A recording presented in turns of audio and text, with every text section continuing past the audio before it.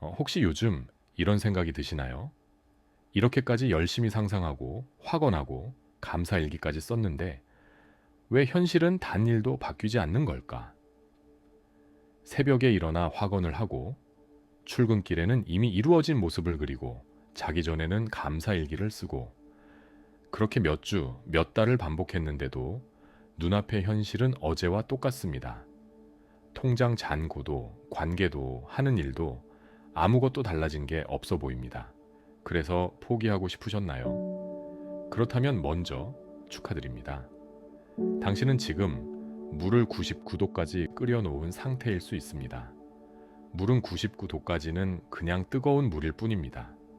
겉으로 보기엔 아무 변화도 없어요. 김이 좀 나는 정도죠.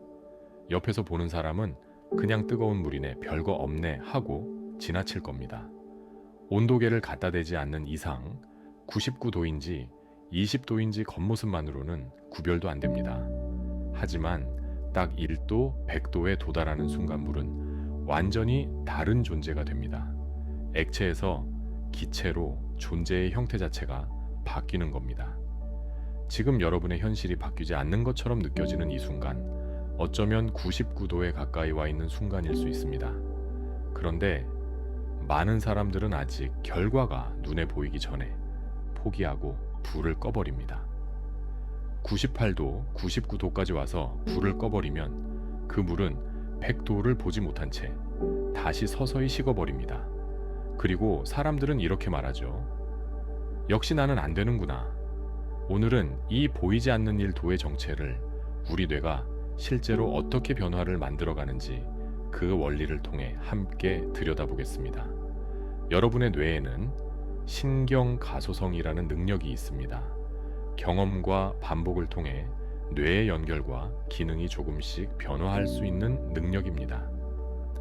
새로운 생각과 행동을 반복할 때 뇌에서는 학습과 관련된 연결의 변화가 일어날 수 있습니다. 익숙했던 반응은 조금씩 약해지고 새로운 반응은 반복을 통해 점차 익숙해질 수 있습니다. 이건 마치 산속에 새 길을 내는 것과 비슷합니다. 처음에는 풀숲을 헤치며 힘겹게 걸어야 합니다. 가시에 긁히고 어디가 길인지도 모르겠고 한 걸음 한 걸음이 다 힘듭니다. 그런데 같은 길을 계속 지나다니다 보면 어느새 발자국이 쌓이고 풀이 눌리고 결국 뚜렷한 오솔길이 생깁니다. 처음 10번은 티도 안 나던 그 길이 100번쯤 지나고 나면 누가 봐도 알아볼 수 있는 길이 되는 겁니다. 반대로 예전에 매일 다니던 낡은 길은 더 이상 걷지 않으면 서서히 풀이 자라 희미해집니다. 집을 리모델링 할 때도 마찬가지입니다. 벽을 부수고 배선을 새로 깔고 골조를 세우는 동안은 밖에서 보면 그냥 먼지 나는 공사장일 뿐입니다. 완성된 모습은 전혀 보이지 않죠. 지나가던 사람은 여기 뭐 하는 거야? 엉망이네 할지도 모릅니다. 하지만 그 안에서는 분명히 새로운 구조가 만들어지고 있습니다. 인식하는 자로서 여러분이 반드시 알아야 할 것은 지금 결과가 눈에 보이지 않는다고 해서 그것이 곧 실패의 증거는 아니라는 사실입니다. 변화는 눈에 보이는 결과보다 먼저 반복되는 생각과 행동 속에서 시작될 수 있습니다. 그런데 여기서 한 가지 알아두어야 할 것이 있습니다. 새로운 생각과 행동을 반복하다 보면 어느 순간 예전의 생각과 행동으로 다시 돌아가는 자신을 발견할 때가 있습니다. 우리의 뇌는 이미 여러 번 경험해본 반응을 자동으로 꺼내 쓰는데 익숙합니다. 오랜 세월 다녀서 뚜렷해진 길이니까요. 반대로 새로운 방식은 아직 발자국도 몇 개 안 찍힌 오솔길이기 때문에 더 많은 의식적인 노력이 필요할 수 있습니다. 그래서 변화를 시작했는데도 어느 순간 예전의 결핍의 주파수, 익숙한 패턴으로 돌아가 있는 자신을 발견하게 됩니다.